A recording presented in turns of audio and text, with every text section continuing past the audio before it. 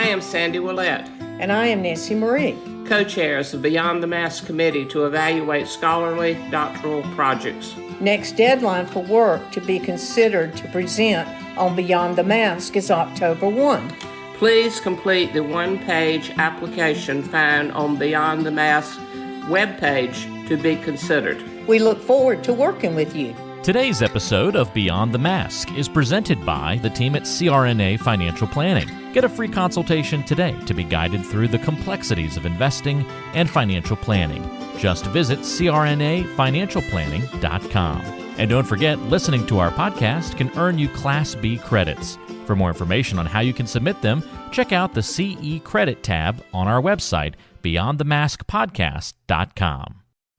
Welcome to Beyond the Mask, innovation and opportunities for CRNAs and advanced practice nurses, with certified financial planner Jeremy Stanley and CRNA Sharon Pierce. Jeremy Stanley has worked with CRNAs for more than 23 years, and Sharon Pierce is a former president of the AANA and the NCANA. Join us as we leave the operating room and learn the latest in the CRNA and advanced practice nurse industries. Beyond the Mask starts in 10, 9, 8, 7. Hey there, this is Sharon. I am in Washington, D.C. at Mid-Year Assembly, and unfortunately, Jeremy couldn't join me here at the meeting. However, listeners, I have been joined by one of our new guest co-hosts, Tracy Castleman. Tracy's been a longtime friend of mine and is one of the group I affectionately call the Fab Four. Tracy, thank you for joining me. And so why don't you tell a little bit about yourself before we get started and introduce our fantastic guest that's going to break you in today. Well, hello, and thank you for letting me join you. I would have hoped you would have said, but we are fortunate to have Tracy Castleman here. Well, but we that's are. Okay. You know what? This is my first one, so that has yet to be seen. If we are fortunate or you poor people are going to hear a disaster. I'm Tracy Castleman. As Sharon said, I practice in New Jersey as a CRNA. I practice in a medium-sized group of really, really terrific CRNAs. I work in one of the best practices I think that there is. I love the people I work with. I have the good fortune to teach Rutgers University students clinically. I get to lead them in a little bit of their research projects for their DNP, which I have to say it's so much nicer to be on the other side, guiding them along than being the one on the hot seat. I am a mother. I have 2 grown sons, and I love to travel.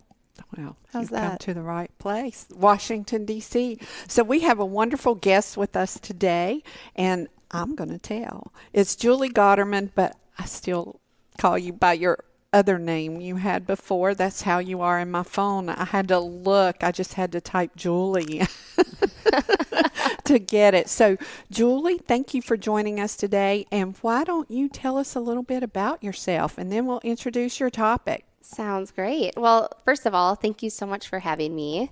I, like Tracy, this is my first time. So I'm very excited to be here today, and I always love coming to Washington, D.C.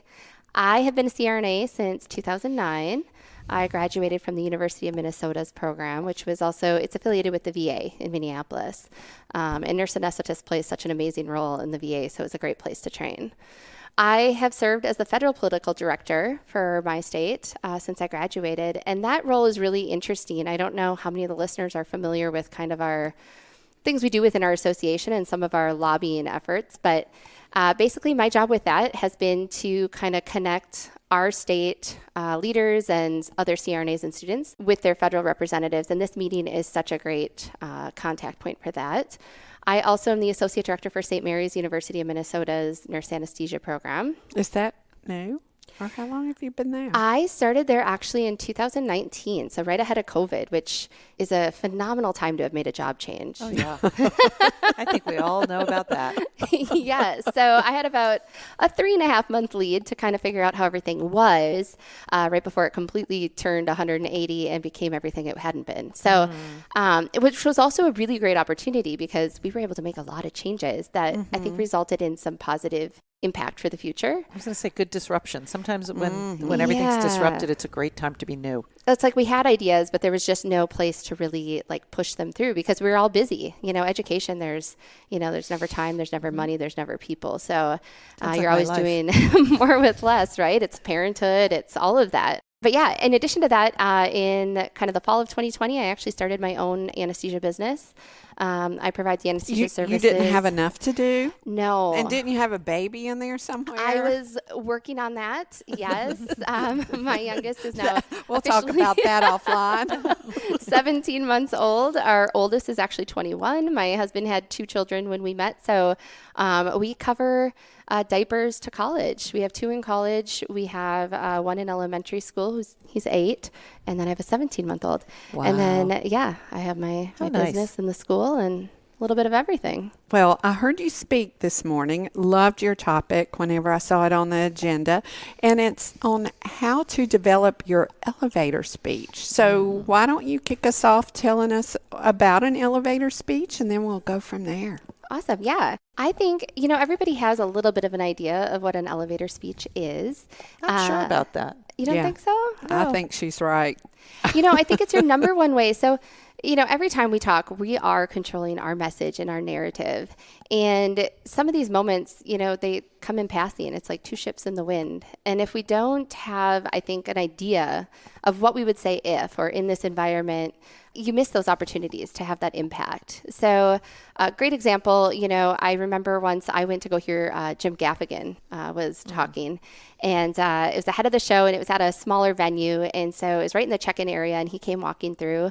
And I stopped him and, we chatted a little bit, and I was able to introduce myself, which is a really important part of an elevator speech, to be able to say who you are so they kind of have a little context of where you're going with this. And not wanting to take advantage of his time, you need to be very cognizant. Elevator speeches typically are short. They might be 30 seconds, maybe they're a few minutes, but it's just that little window to make that connection with somebody that maybe has them understanding who you are and what you do, or what you might be able to do for them. And so we just had a couple minutes. I, introduced myself, said who I was, wished him luck on his show, said we were excited to be there. He was turning and walking away. And I think the difference is, and it was a very funny moment with somebody that I do still have a lot of respect for in a lot of ways, but as he turned and walked away, and that person that I was with had said nothing, so I talk about those missed opportunities.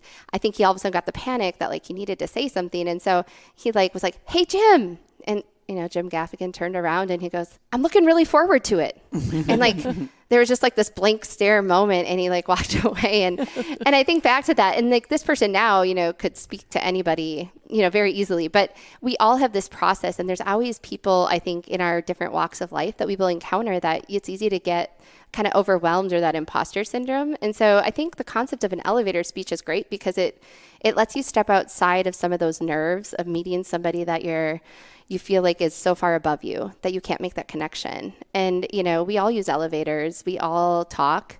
And so when you can think ahead of how you would say a certain message that's really important to you or near and dear to your heart, then those little quick run-ins really have impact. So we're here in Washington, D.C., so contextually, what the elevator speech would be is how do you introduce yourself to your congressman, which would also flow down to the state level, to your legislator. And many times you've just got a brief amount of time.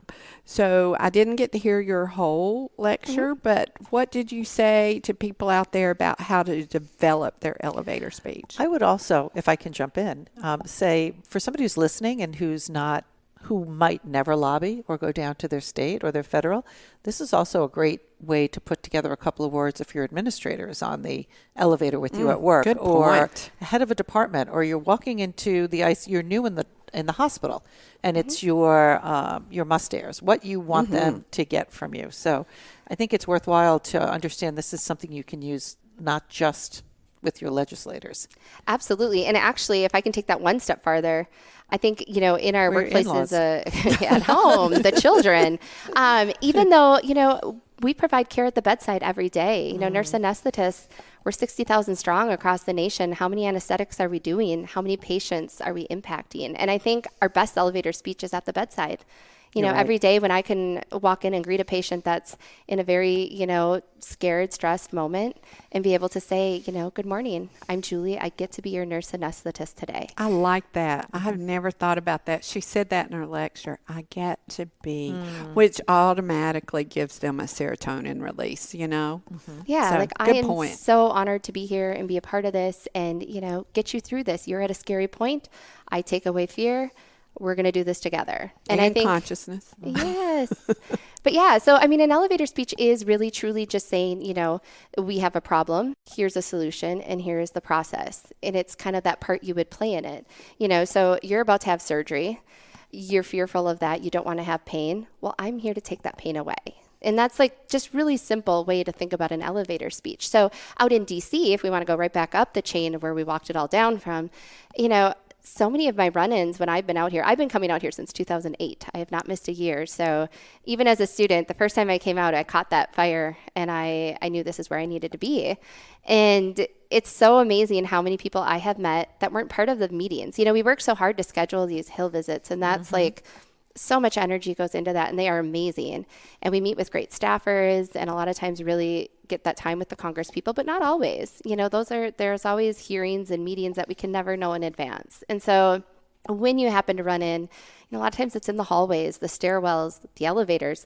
Although I will say, and I shared this earlier too, I swear they all take the stairs. I mean, for all the times I have tried. Because they know all the people are on the elevators and they don't want to get caught. They know all the visitors are taking the elevators and they are in the stairwells. And that is why those stairs are so worn in. I mean, they get a lot of travel. But so because they've been used for a really long time. Well, yes, the history is there. That is I think for about sure. that when I climb the stairs. I think about the history of whose steps have come Yeah. before yours. That's why I love I think it's walking in some also big footprints. I think the really important piece about the elevator speech is it gives you power. It gives you confidence. You know what you're going to say. You've thought about it. You've put it together. You've honed it. So when you open your mouth, you're not going to sound dumb, right? Isn't that what we're all afraid of? Yes. Is that we're going to walk into a legislator's office or the administrator's office or whomever, and you're going to say something that you're going to say, oh my God, I wish I could have taken that back, or I look like an Absolutely. No, and that's the whole beauty of it is it's truly a narrative that you control. And especially, if we're talking about, nurse anesthetists, because that's what we are, we know our story. We know our profession. We know exactly what we're doing. So an elevator speech, you're picking what you put into that. Like there is no trying to memorize something. This is your story. And that's what we're bringing to DC. And that's what's amazing. That's not what's in, one-pagers and fact sheets. This is the true stories that we have from our years of experience. And so I think it's really nice to be able to confidently deliver a message that makes sense, that people can hear and take something from or make a connection with. In response to some of those interactions, I have gotten follow-up calls from offices, from Congress people. And I've been requested to help set up shadow experiences for their kids that want to, explore that career path. But it just builds those relationships. I think anytime that you don't take advantage of feeling like you do have something to say when you're with people that have influence, you're passing an opportunity. Or just spreading the message. I always say this bling CRNA pin that I wear is always one of the best PR things there are because people always comment on it. Now, people have heard me say, some people say CRNA. That's a really nice name. But that also leaves the opportunity for me to say, I'm a CRNA, and then tell them what a CRNA is and launch into my particular elevator speech. But you bring up another good point. You know your profession better than anybody else does. And so don't have the fear to tell people about what you do. A lot of times I'll ask people, what do you do for a living? Because what's their next question going to be? Yeah, what do you do? Exactly. I told you I ran flying. I don't remember where I was flying to. It might have been to Guatemala. Our flight attendant was a nurse practitioner. When he found out I was a CRNA, he's like, oh, you're the people who give all the anesthesia and take good care of. I was thinking about becoming a CRNA, but I did NP. You want another cookie? That was You were going to Guatemala. Yes, I was going to Guatemala. You want another With an cookie? extra He got me cookie. the good cookies. But I didn't have to go into an elevator speech, but he knew. But it would have been an opportunity otherwise, because we Yeah. were all medical people on the plane. Is there ever a time where you shouldn't launch into your elevator speech? Is there? That's a really great question. I think a lot of with any of our interactions, it's always reading the person, reading the room. If somebody truly is running off to something, sometimes I think the most respectful thing is to probably let them go. One of my best interactions that I did have that was an elevator speech that kept going actually resulted, they had a group of students there, and they only had a few minutes. They were doing a photo op, but nobody was there to take the pictures. And so I jumped in and took the pictures. That sounds like you. Right? And they assumed I was with the group. And so at the end of it, when I was, trying to hand back the office camera, and it's like, oh, here's your camera. By the way, I'm Julie Gauderman. I'm a certified registered nurse anesthetist. My group is actually meeting with one of your staffers in a little while. And they were like, wait, what? Like, you weren't part of this kid group? And, I was like, well, no. And they're like, you just stood there and took pictures and didn't even, and so I think you have to read where you're at. So had she not followed up and asked, that was with Congresswoman Michelle Bachmann at the time. That was my representative. But, if she just did take off and didn't say anything, I think, reading that situation would have been that she only had those few minutes and she was there for that group. That said, I think there's always an opportunity to modify that speech however you need to. So it still would be a great opportunity to have a business card teed up and just say, hey, I'm Julie Gauderman. We're meeting later.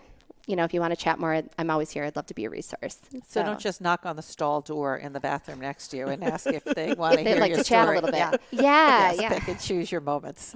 But if you get invited in there to chat. That's a different story. If they knock on your door and say, hey, do you have any toilet paper? Let me tell you. Let me write a little note on it. Certified registered nurse anesthetists always have Toilet paper. But you know what? You talk about business cards, and I have always been a fan of business cards. I still love business cards. Now I have this little dot on my phone where you can touch my dot with your phone and it'll give you everything. But, that might not be an opportunity any other place. That's why you have to have your business cards. And my business cards have my picture on them now too, because I have gotten away and I had a ton of business cards and I'm like, oh my God, who did this belong to? So that'll be kind of a visual for them. Oh yeah, I remember the tall woman with winter ice hair. I do remember people putting also then like their elevator speech or a quick one about CRNAs on the back of their business card. So it kind of reinforces. Yeah, like a mission or a motto even, and just kind of like, a little bit of what we do. I think that's an excellent point though. I mean, being memorable, I know I've come away from these meetings with a stack of those cards, and you assume in the moment when you're taking the card and having that conversation, you're like, I'm going to remember them. They're great, and then you forget. 10 cards later, you're kind of like shuffling, trying to guess which one it was. Well, I try and write notes on the cards that I get to jog my memory. You are an anomaly, though. There's not most people who do Well, I think there are a lot of people who say that for a lot of different reasons. But you know what? I know my character flaws, and I try and work around them. You all heard that here. One thing I have learned, because we have switched, you talked about your electronic business card, that goes right in there. When we are adding contacts, I do try to add them into my phone quickly if it is somebody that I know I want to reach. And the other little thing I'll do is like, I'll sometimes put their first and last name together, and then on the next line, I will put something that I know I will remember to search by. So, if it was somebody with, Veterans Affairs, I put it in because I'm like, oh, shoot, was that Kim or who was that? But then I'll search veterans, and, then I got at least everybody that I've put in that way to help, I do that and where they work at. Yes, or something to like find them. North Dakota or whatever. I do that. So clearly, we're talking about a lot of different groups. You might want to have several different elevator speeches. Am I hearing you say? So what you might say to your administrator would be different than your federal, somebody who's here, maybe than somebody who you see on your state level, your local town representative or...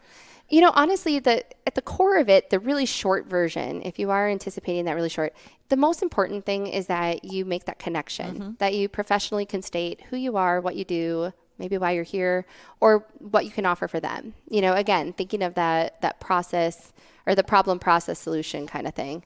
And so I think crafting it minimally, but then obviously most of the time we do want to actually have a little more personal connection. So the more you know about the person that you are going to be talking to, especially if you know in advance that you're going to be by that office, maybe you'll see them, that kind of thing, and can do your research. If it's your hospital administrator, hopefully you got, a little bit about them.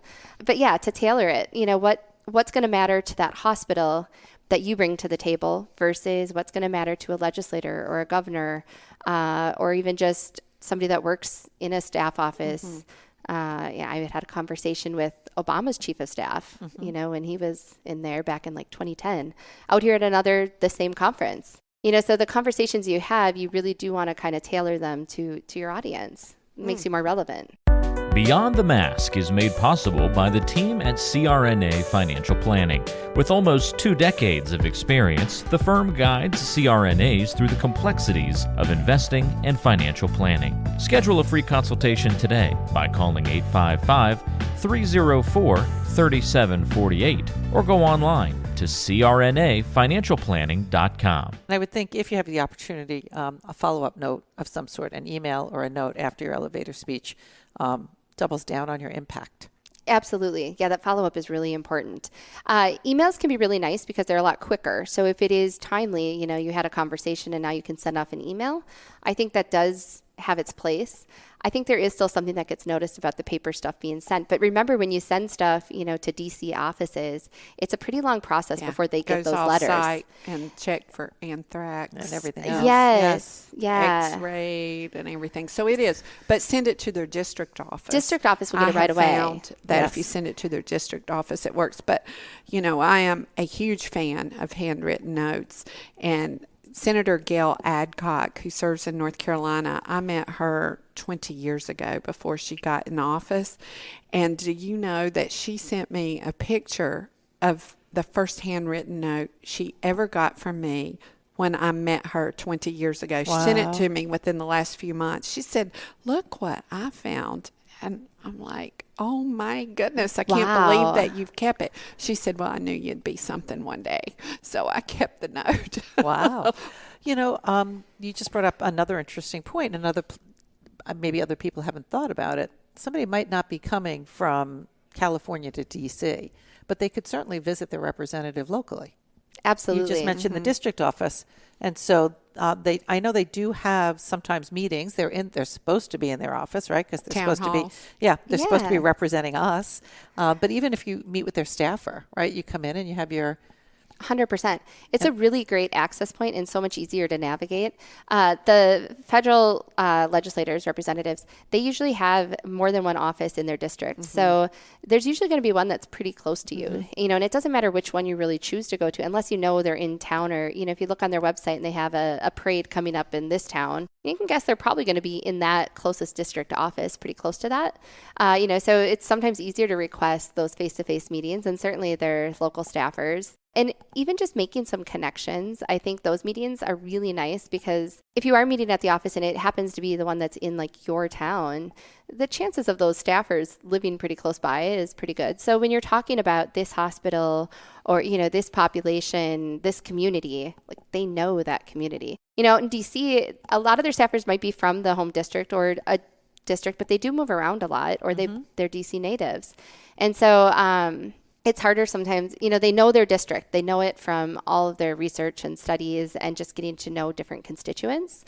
But in the district, they're going to really truly know it because that's where their family lives. That's where they are getting their care. They're the one that if their kid breaks an ankle, they're going to that hospital and looking for somebody to be taking care of them at midnight and making their kid nice and comfortable.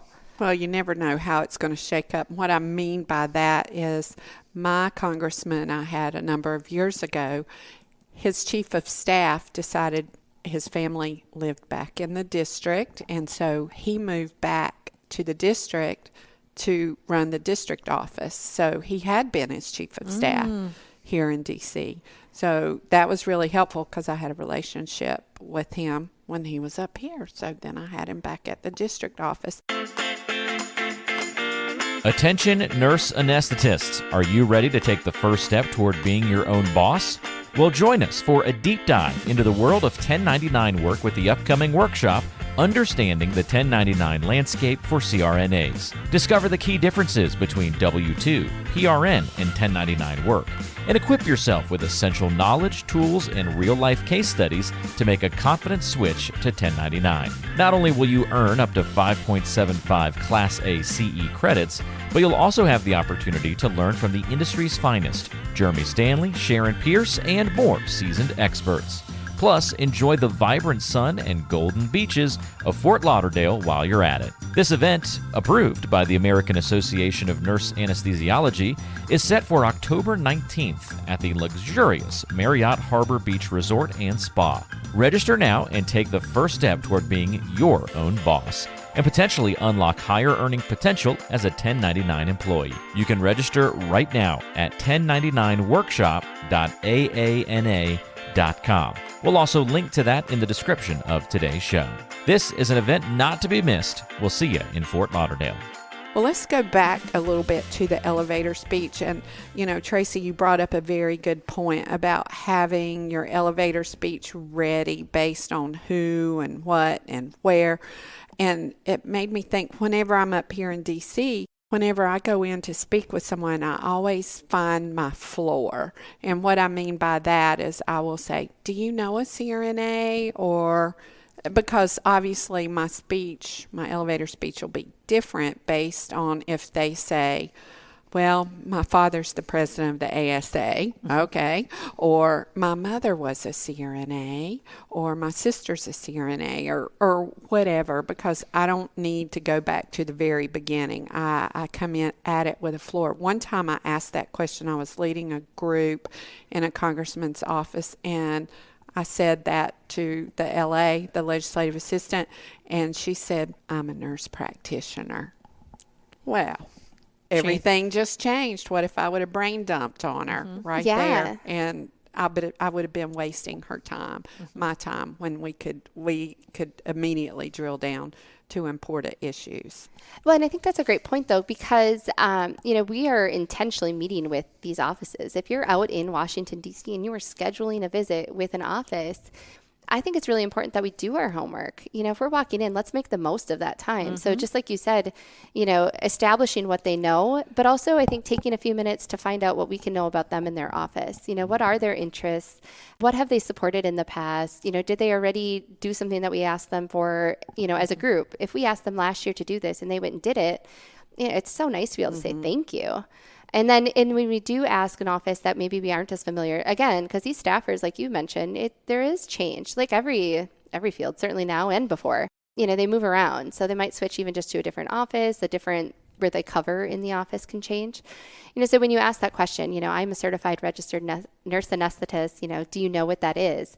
I've been in visits where, they might say like, oh, yes, I do, and I'm like, can you explain to me kind of, what your perception of that is? Because I think there's a lot of times a lot of misunderstandings, miseducation. I think in the world in general, there's plenty of that, but to take the time to clarify and make sure that we both do understand it kind of similarly so that we truly are on the same page, I think is nice. And some people will offer that up. Yeah, like my dad's a nurse anesthetist, things like that.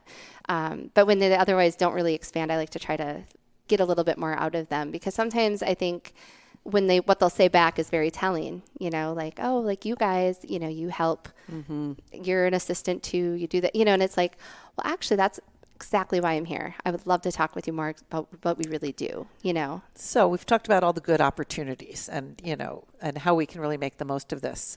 I know I had an incident once that I was able to turn around a year later, but have you ever had an elevator speech go bad or go not the way you wanted? That's more like it. Well, and I'll tell you my story. I'll show you mine if you show me yours. Oh, do tell.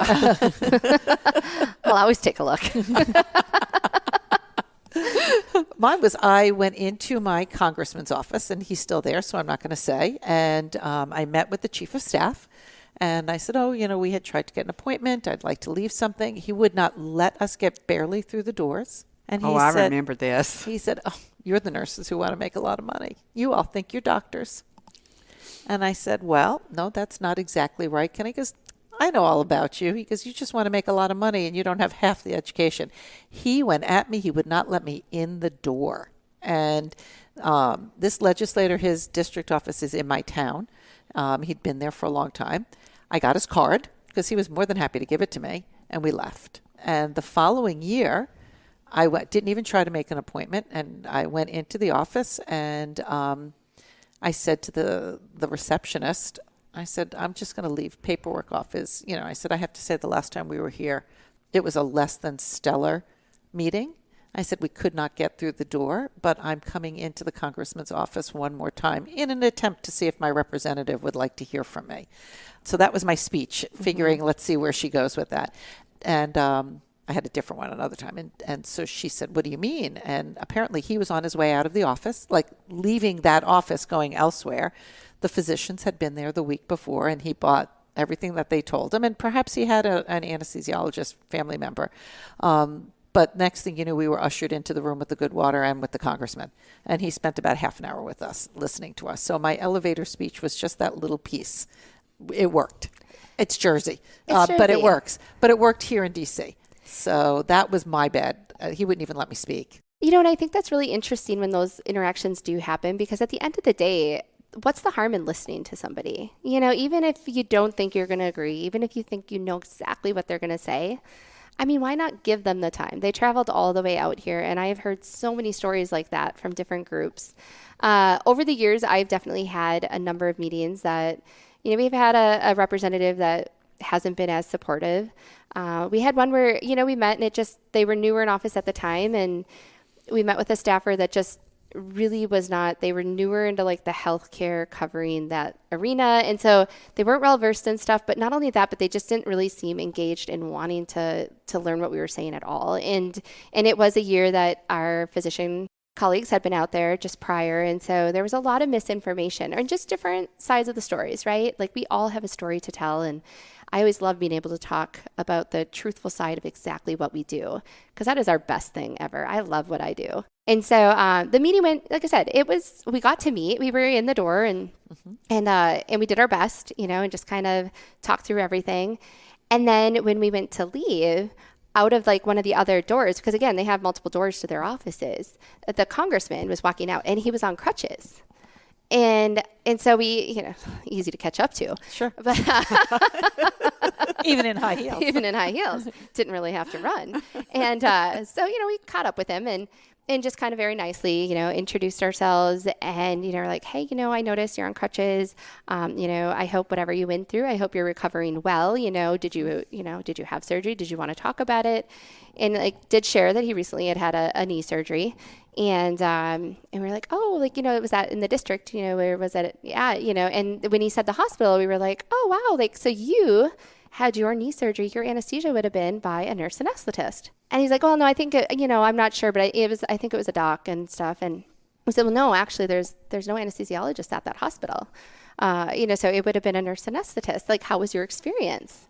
And he's like, well, it was great. He had a block to cover his pain that lasted a good amount of time after. He had a lovely recovery, a great experience, all positive things to say. But in his mind, and again, that goes back to our bedside elevator speech, making that point of contact. So people really understand who's taking care of them and who is a part of their care, but also what you do. I'm a nurse anesthetist.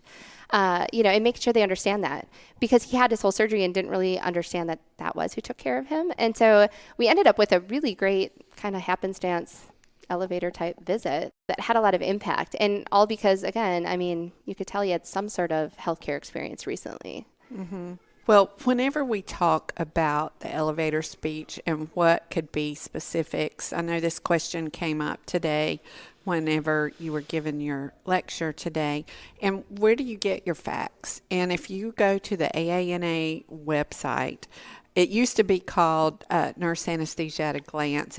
Tracy remembers, we served on the Public Relations Committee in the late 1990s. When we were children. Very small children. We were very talented early yes, on. Prodigies. I believe she was 13. I was 12. Oh, you guys, just ahead of your time. We Look really at you. were. Child prodigies. We were. But now they call it the Certified Registered Nurse Anesthetist Fact Sheet. So if you just Google that, it will come straight up and it'll have all the data that you have. If you want to put together your little elevator speech, I'm a certified registered nurse anesthetist. Nurses have been giving anesthesia for over 150 years. The first anesthetics besides God was given by nurse anesthetists. There's over 60,000 of us in this country. We give 59 million anesthetics a year, whatever. All of that, you can't tell that I've said these things a few times, but that way everything is there, because there was some question about getting the correct data whenever Yeah, the you're best speaking. sources for it, and up to date, because that is updated. Absolutely. And those numbers speak volumes. Like when you talk numbers that big, even, and like I know that people have talked about too, the importance of tying it to like their state then. So, how many of those nurse anesthetists might be in Minnesota, where I'm from, or North Carolina? And how many of their hospitals? And how many you might say yes. in your district, do you know that every hospital has CRNA staffing, and if they didn't, or the VA, or especially with the one-to-one VA, which we have in our state. I try and use that as, do you realize that you've got 2 people giving 1 anesthetic and you have people waiting in line and missing opportunities for health? Why are we doing that? Which is a really great point right now. Like, this is the time for that disruption. Yes. Like, that shouldn't have been the place in the practice ever. No. It was never necessary. It was never validated. You're paying 2 people to do one job, and we have soldiers waiting in line for care and missing opportunities. I mean, half the workforce shortage is truly a workforce underutilization. Yes. That's a good sound bite right there. I love that. And it's all the truth. It is all the truth. Sometimes necessarily the truth doesn't win. But that's a whole other podcast. No, I know you touched upon that, but if somebody was inspired right now, I really need to put together my elevator speech. What would you tell them? How do they start? Because now they're really into this. And you know what you're talking about because you're comfortable with the language. Somebody who's not comfortable. I think the starting point is, first of all, I think writing things down, practicing it when you're just really trying to like get a flow of it. Because it's one thing, I think we all have this, it's easy to be like, oh, that'd be easy. I could do that. Until you're actually on the spot doing it. And then it has to be done ahead of time. You have to be comfortable with it. Yeah, and practice it with somebody. So I think, figuring out, number one, we can all rattle off, hi, I'm, so-and-so, I'm a certified registered nurse anesthetist. And then figuring out where you want to go from there. And it depends who you are anticipating, I think, giving this to.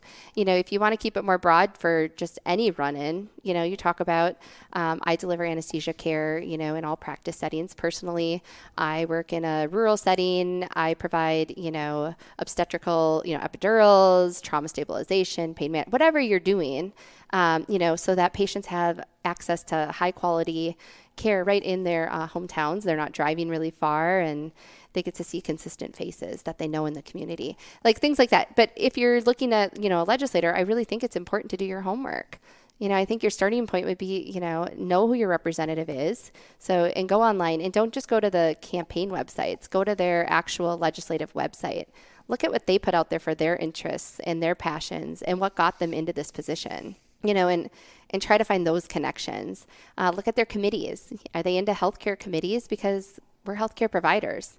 That's going to be a big interest, and we want to make sure we, hone in on those legislators and really highlight the efforts they're making. You say you want to improve healthcare, and you care about the opioid crisis and all these things. You're on the veterans, committee. So I'm part of that solution. So when you craft your elevator speech, you're roping all of those things in. And again, this isn't a 10-minute speech. So trying to decide what your closest connection is. What are they going to hear? Because you want them to pick up on something that they're like, yes, I am into, really passionate about the care our veterans receive. And you said you work at the VA, or, that nurse anesthetists provide, care at all of these. And what did you say about supervision there? I always say it's a hope that at some point, maybe at the end of the day, they're decompressing, they're thinking about what else is going on. They might be like, oh yeah, I ran into that Tracy. I got to see if I have that card. And I know that her group met with my people. I got to ask about that. That was kind of interesting. So it's like a good book cover, the synopsis on the back that catches your attention. You're really not trying for it to be all detailed laden. You don't need to get everything out in one. What you want them to do is open the book and come back and ask for more information. Absolutely. Have you ever sat in a wedding and during the message in the middle of the part, you kind of you realize you zone out because all of a sudden they're announcing the couple or something. You're like, oh, yay, we're all clapping.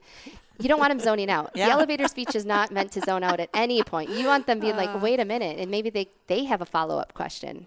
Or at least they come back or they open a book and find out more information. Yes. So don't make it overly detailed. And don't say things like, you want to fix the opioid crisis? I got your fix right here. Yeah.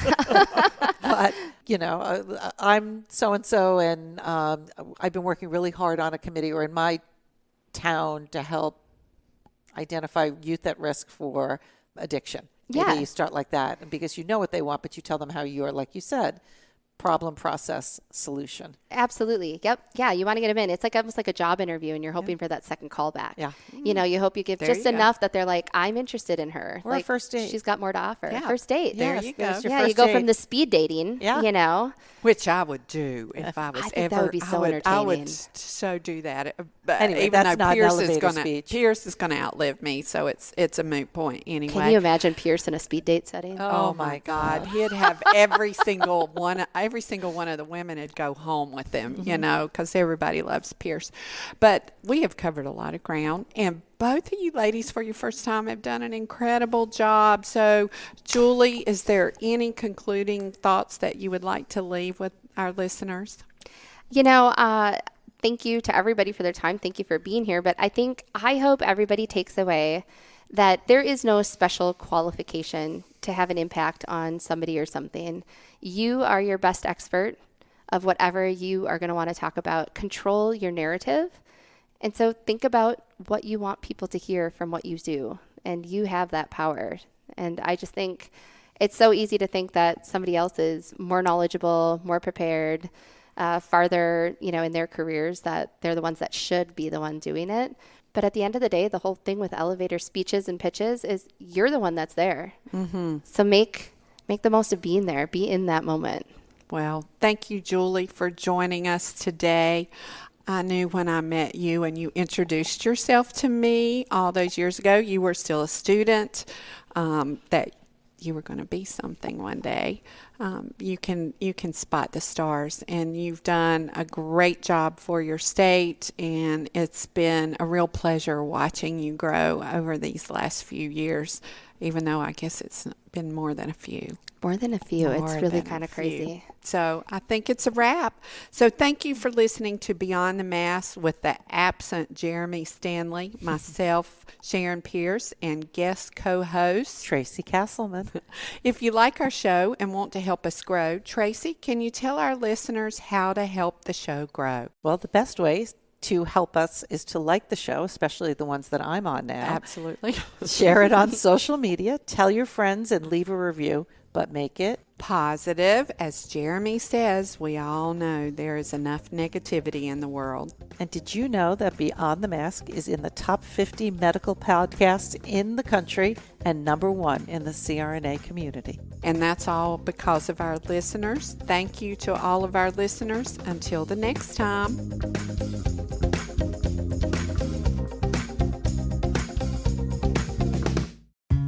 Today's show is brought to you by the folks at CRNA Financial Planning, an independent consulting firm that offers financial planning services exclusively to CRNAs and their families. From planning for a child's future college expenses to building a predictable income stream in retirement, the firm is committed to offering you comprehensive financial services, customized to fit your unique needs and objectives. If you have questions about your financial future, get them answered. Call the team at 855-304-3748. That's 855-304-3748. Or go online to crnafinancialplanning.com. Hi, this is Jackie Rolls, President of the International Federation of Nurse Anesthetists and President and founder of Our Hearts, Your Hands, a global anesthesia support community that takes donations to allow nurse anesthetists in low and middle income countries to go to educational programs, buy equipment, or textbooks. Your donations are tax deductible, and we would appreciate your support.